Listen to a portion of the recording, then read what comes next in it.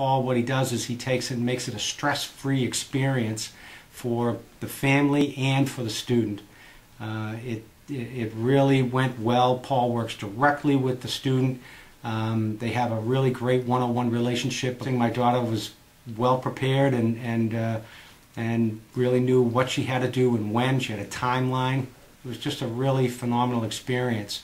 I highly recommend Paul. There's no way. We don't need this guy. And by the end of it, I realized we need him way more than I ever thought. He is absolutely a brilliant marketing man. He is great with the kids, and he helps navigate this very, very difficult process. Paul's program came along, and it was kind of like a personal GPS for us. Guided us step by step through the process, helped my son get along. He was basically a C student with not great ambition. Jason ended up getting into his first choice college and got a great financial package to boot. And I give a lot of credit to Paul's program. My daughter is now a senior in high school, and we've continued to work with Paul. Sorry to interrupt. I just wanted you to know that in just a few minutes after you listen to some of my clients speak, I'm going to show you why good students get turned down by their first choice colleges and what you can do about it. Working with Paul has been a real positive experience. We entered into this college process, and it quickly got quite stressful. We asked Paul to come in, and he quickly turned the situation around. What I found the most powerful and helpful thing that Paul did was help us write an appeal letter to our daughter's #1 college choice. And the college granted her an additional $12,000, which was extremely helpful. It really takes the stress level out of that, which was wonderful. Along with, obviously, his system worked because both my daughters got into the colleges they wanted to. So we've been very happy with Paul. Very, very approachable, again, very professional, and we're looking forward to working with him again with our son. Paul shows you the game plan. Paul shows you how to play the game and win in the end. And that in itself is invaluable. I am very confident that my son will be better positioned for success at college because of what Paul is doing for us right now. We were very late in the process when we asked Paul to help us out. We had received no money from the schools my daughter was looking at, and we were concerned that there was just no way we could change that. Paul helped us navigate the appeal process in a way that resulted in us receiving $20,000 over 4 years to the school my daughter ended up going to. We would not have received that money if it wasn't for Paul's guidance and direction in how to use the appeal process effectively. He also played a big help in, I guess, opening the box to other universities that I never heard about or considered. In particular, he opened my eye to Canadian institutions. I ended up checking out and liking McGill University in Montreal. I ended up going there, but without him, my guidance counselors were very, let's say, New England-centric. Very happy I made the choice. Paul did a solid job. Whatever Mr. Hemphill tells you to do about building relationships, do exactly what he tells you, because he is right. Paul Hemphill, who came very highly recommended from many people that I worked with over at the Milford Hospital. Paul has helped Andrew get into the school. It was his #1 choice, got an early acceptance, and I would recommend Mr. Hemphill to anybody because he has a way of doing something for that student that helps him stand out in a lot. Paul Hemphill saved me from procrastination. He helped me to write my essay during the summer, helped me to write all my other supplementary essays, which I can't even count on 2 hands, maybe not even with my toes. And I was able to get them all out of the way. I was able to have a slightly more relaxing fall than most of my senior friends. And it also paid off in the end. I was accepted in my first choice school, and we just couldn't be happier. We think it's the best money we ever spent, and worth it, worth every penny, and worth more than what we paid. So I would encourage everyone to give Paul a look and use his services because he's excellent. And along the way gave me a lot of strategies as to how to get into the schools that I want to get into, you know, how to kind of level myself out, because it's overwhelming. He would be the breather to be like, you know, take a breath, it's okay, like relax, you're fine. And that's kind of what you're going to need going into doing the college process. You're going to need someone there who's going to be like, okay, this is what you need to do. Paul helped our son get beyond the lower SAT scores and really build a resume that was critical for all of his college applications, and actually he got into every one of the schools that he applied to, including all of his reach schools. Can't say enough about Paul and the system. And working with Paul really helped out a lot with, you know, where I was going, reasonable schools I could get into, and took a lot of the pressure off just from, you know, the senior year. Everything that he has you do is setting you up for success. Because without him, I was slacked off a lot, and when I'm done. He made the process so easy, reduced so much stress. Definitely markets your student. He makes your child look like they're the perfect student that any college needs to have. We have twin boys. They will always remain in contact with him. He's really been that important in their lives in the last year and a half. Paul was awesome, and you know, he was super helpful, especially with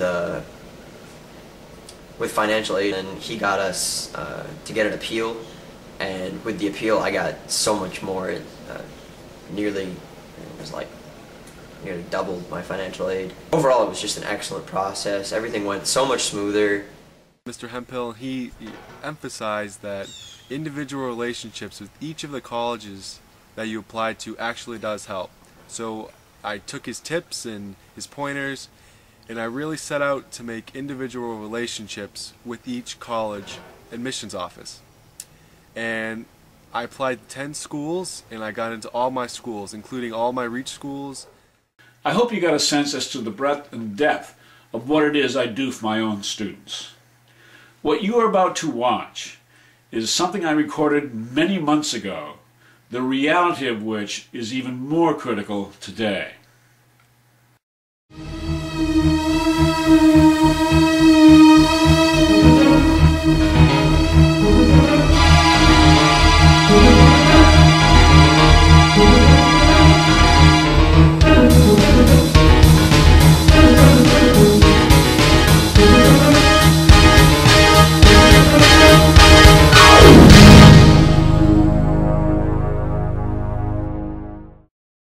If you have an A or a B student and you think that they're getting into a first choice college is going to be a slam dunk, I've got some bad news for you. Well, I've got some good news too. My name is Paul Hemphill. I'm a college admissions coach and a financial aid specialist headquartered in Norfolk, Massachusetts. First, the bad news. The economy has presented one more reason why it's going to be difficult to get into college. Parents who can afford to send their kids to private schools are so disgusted with the rising cost of colleges that they're even sending their students to state schools or even community colleges. And evidence is mounting that these colleges are being flooded like never before with new applicants. Next year's high school graduating class will be the largest in American history, but the colleges will not be increasing their capacity to meet that growth, thereby making it more difficult for your student to get in.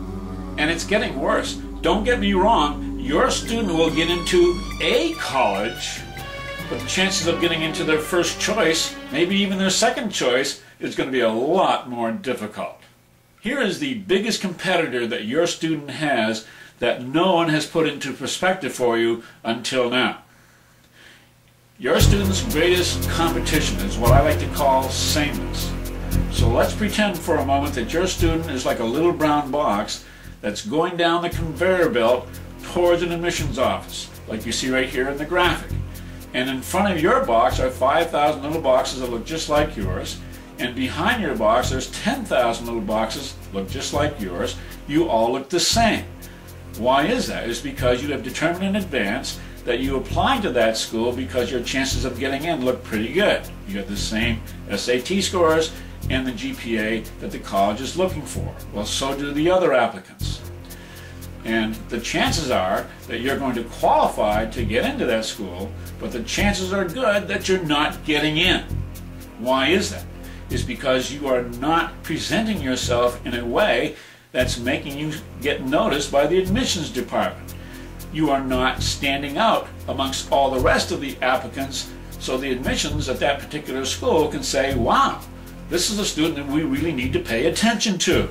Instead, you look the same as everyone else. How did that happen? Here's an example. Your student had a very well-meaning English teacher who decided to take upon himself to teach his students, your student, how to create a great-looking resume for a college. Well, what did he do? He told every student in the class how to create that resume in a specific format using specific requirements, meeting those requirements, and then producing the resume. What did he succeed in doing? He succeeded in making your student look like everyone else. The same. What most parents are not aware of are the attention spans that are found in many admissions offices at colleges. These colleges have admissions counselors who are in their mid-20s who are brought up watching Sesame Street, conditioned to getting all of their information in little 30-second sound bites. So how much time do you think you have to communicate the most important elements on your resume? And how are you going to do it? Do you see the problem already? So what you've heard and seen so far is the bad news. Now I'm going to tell you the good news. Presentation is the one word that describes what's going to get your student into the first choice college. It's what your student needs to do to stand apart from the competition. Sort of like putting a big red ribbon around the box that's going down that conveyor belt towards the admissions office. We adults know that within the first 5 seconds of meeting someone for the first time that we are making all kinds of value judgments, like what religion do they practice, what level of education do they have, what communities do they live in, what value system do they possess. All those little judgments are being made within the first 5 seconds of when we meet someone. And your daughter comes back from that short interview at the local ice cream store for her first summer job, and she's shocked at the fact that she's already been given this job when she didn't even present her grades. Well, of course, grades had nothing to do with it. It had everything to do with her presentation. It's how she came across to the employer that made him hire her on the spot. So it's not good grades and good SAT scores anymore. It also means how you come across. Hint, hint, that's what it takes to get accepted into your first choice college. So when the school sends in the grades and SAT scores to those colleges that match your student's academic profile, and they get turned down, the reason is going to be is that the idea of presentation never came up on the radar screens of the teachers or the guidance department. So the next time you see the student's teachers or guidance counselor, ask this one simple question. What's the ideal way of getting my son or daughter into the right fit college? And the answer will not even come close to what presentation is all about. So I'm going to ask you a simple question. Is it possible that you are going to the wrong source for guidance? You can do what parents all across this country do every day with guidance counselors and accept their fallback position of getting into your first choice college, good grades and good SAT scores.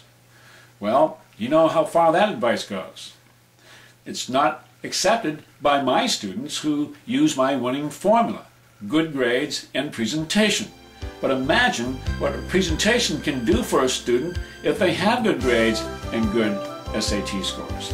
And imagine what presentation can do for that student whose SAT scores are not so good. And in my experience, the presentation does make up for many of my students for low SAT scores. So where do you go for a good, solid presentation? You're looking at them.